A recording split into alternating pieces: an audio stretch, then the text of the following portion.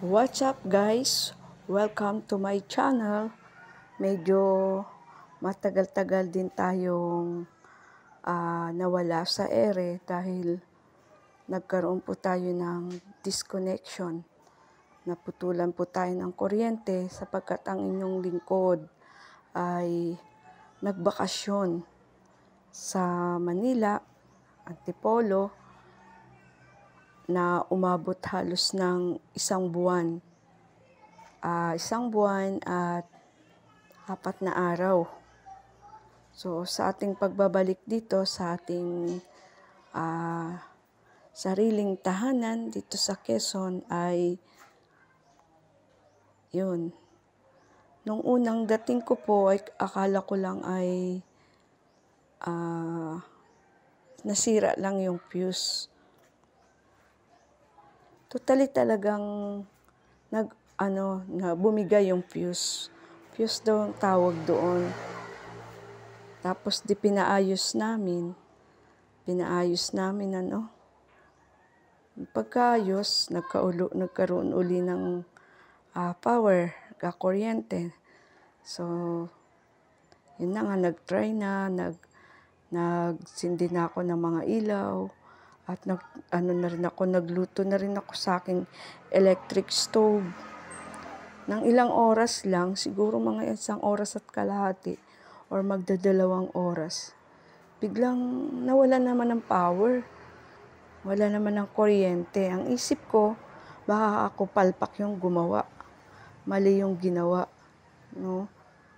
Di inalam ko. Ay, nung malaman ko, pinutulan na pala. Walang pasabi na disconnect na tayo sa kuryente sa line. Kasi guys, may dalawang nakikisaksak sa amin dito na hindi pala nabayaran ng 2 buwan ng bill. Ako naman ay updated na nagbigay bago ko umalis nagbakasyon. Nag-iwan tayo ng pambayad. Hindi ko alam na ganun ang nangyari. Kaya yan, ang pagbabalik natin, sakto parang nag-short.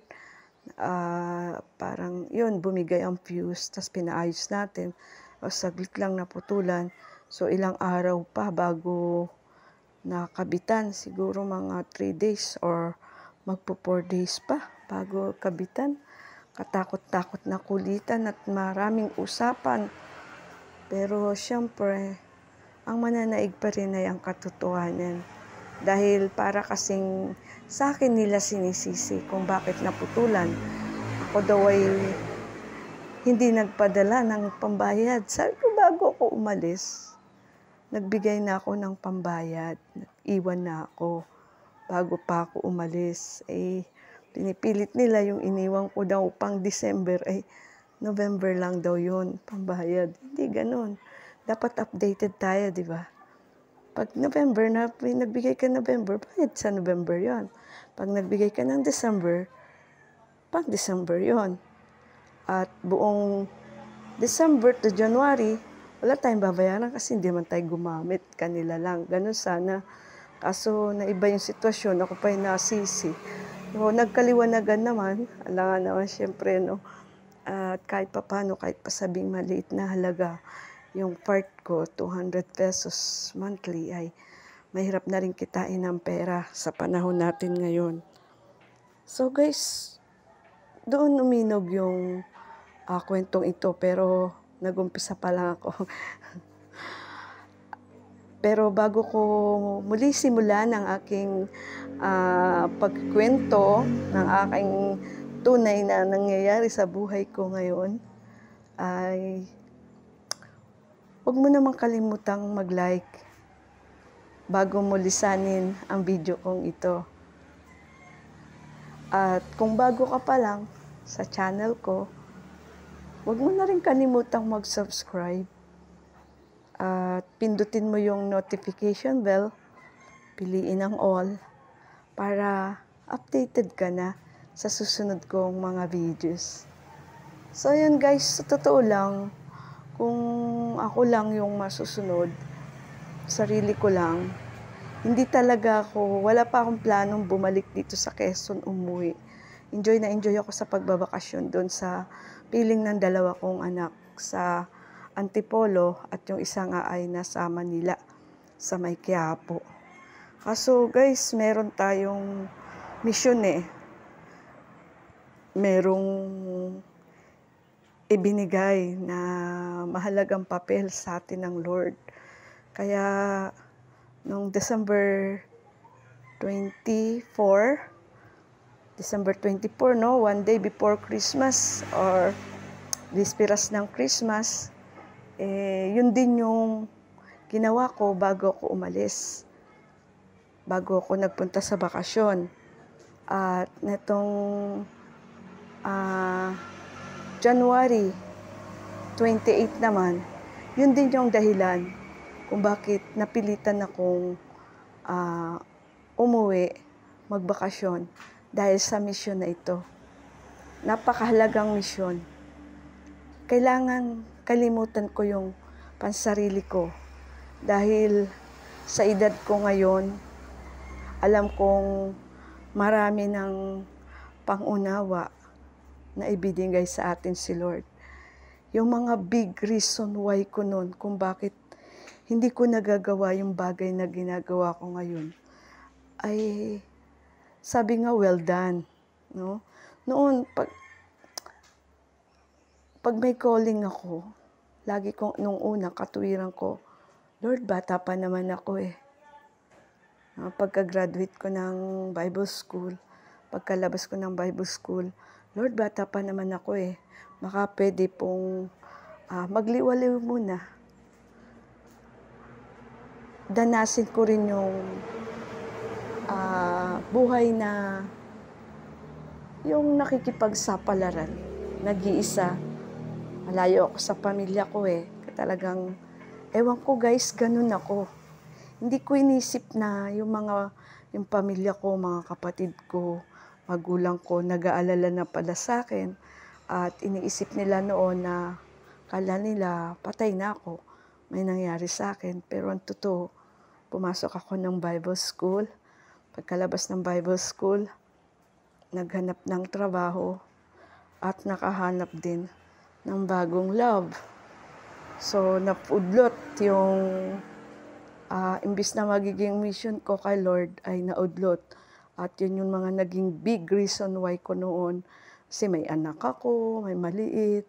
Tapos nung medyo malalaki na sila, nag-aaral pa sila, Lord Tapos nung mga ano pa, Lord, hindi pa ang dami kong reason why.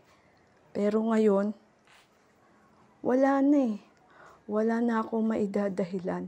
Dahil sa kabila ng mga katuwiran ko, ng mga dahilan ko noong may calling, nagko-call sa akin si Lord, lagi kong kinakancel, lagi kong, ini-ignore, no? Hindi naman niya tayo pinabayaan. Oo, nandun yung mga pagsubok, nandun yung mga suliranin. Pero sabi nga ni Haring David, tumanda na akong ganito, pero wala pa akong nakitang mga anak ng Diyos na naging hampas lupa. Diba? Tunay na napakabuti ng Lord. Minsan, kahit hindi tayo sumusunod, masyado tayo masuwayin, ini-ignore natin yung tawag niya, hindi natin sinasagot. Pero always, palagi siyang nandyan sa atin. Sinusubaybayan niya tayo kahit tayo ay lumalayo. Siya yung lumalapit sa atin. Kaya nga ito guys, itong tinanggap ko na, inaccept ko na yung call ng Lord, no, na bago ko nagbakasyon, ay yan, muna tayo sa ubasan ng Panginoon, gumawa muna tayo, naglingkod, at nagbakasyon, nag-enjoy, pinabayaan ko muna yung mga ibang activities, in-enjoy ko muna yung sarili ko, kasi sa totoo lang rin guys, ang dahilan din ng pagbabakasyon ko, feeling ko toxic na yung mga taong nasa paligid ko. Di ba ang weird? Naglilingkod ka kay Lord pero toxic pa rin. Ngayon ko na-realize, Lord, ngayon ko na-realize, guys, na sa paglilingkod kay Lord, hindi tayo pa rin exempted sa mga bagay na makamundo. Nakakalungkot lang minsan dahil yung mismong mga kapatiran mo, siya pa yung naglalagay ng burden sa'yo. Minsan may mga hindi pagkakaunawaan na simpleng bagay lamang. Kaya ang natutunan ko, kung wala ka lang rin naman magandang sasabihin sa kabila ng lahat ng naririnig mo, huwag ka na lang umimik, di ba? Mas mabuti na yung manahimik. Kaya ayun, hiningi ko kay Lord na magbakasyon at sabi ko nga, yes Lord, I will follow you, no turning back. No? I will obey you. I will answer your call. I will accept your call. Pero parang alam niyo yung guys, ang daming tukso. No, sa pagbabakasyon ko, na umattend ako ng ibang church, nakikain tayo ng pagkain spiritual. Kailangan nila ng manggagawa, pinaparinig nila sa akin. Kailangan din nila ng preacher na kayang-kaya kong gawin sa aking sarili. Kayang-kaya kong gawin. Total toxic naman yung mga iniwan ko. Bakit ko pa babalikan, ano? Yun yung dun sa sarili ko lang. Baka babalik dito na lang ako sa bago. Parang talagang mataas ang respeto at paggalang sa akin at tingin ko na may mga professional sila. Yun yung isang tukso na dumating sa buhay ko ng time na nagbakasyon ako. Unang linggo. So, pangalawang linggo, hindi ako bumalik sa church na yon kasi ayaw kong umasa sila na gusto ko ring maging manggagawa sa kanila. Kasi iba talaga yung desire ng puso ko eh. Iba yung mission ko eh. Iba yung tawag sa akin ng Lord na dito ka. Kung saan mo ko nakilala, doon ka gumawa. Doon mo ipakita yung mga pagmamahal ko sa'yo, yung mga patutuo mo sa buhay. Doon ka maglingkod, kung saan kita tinawag, saan tayo nagkakilala, doon ka maglingkod. Yung matinding sa akin eh. Tapos second week, umattend naman ako sa isang church na, wow, talagang naman ako doon, na-amaze. Nahiya din ako, medyo na-rebuke ako, no? Sila, talagang very serious or focus sila talaga sa paglilingkod sa Lord. Part din ng born again, the bride of Jesus Christ yata yung nun, makikita nyo sa ibang account or sa ibang post ko na umattend nga ako doon. Wow, ang ganda. Yung mga babae, ang haba ng damit, ang haba ng buhok, walang lipstick, natural ang beauty, bawal ang alahas, bukod ang lalaki, bukod ang babae. Kaya talagang na-amaze ako that time. Nagpaiksi ako ng buhok, nagpakulay pa. Alam mo yung haba ng buhok nila, tapos ikaw yung kakaiba, maiksi ang buhok, may kulay pa.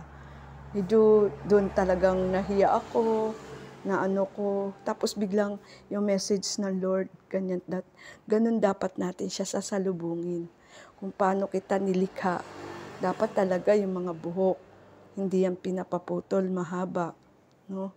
Pero binigyan din naman tayo ng choice ng Lord. Binigyan tayo ng choices ng Lord. Hindi naman niya yun talagang inutos na kailangan gawin mo to para lang makasama mo ko sa muli kong pagbabalik. Ganun, wala namang ganun. Pero talagang na-amaze lang ako, guys. Hindi sila INC ha. Kasi di ba INC din ay bukod ang babae at bukod ang lalaki. Born again sila, may pastor sila, may mga special number sila.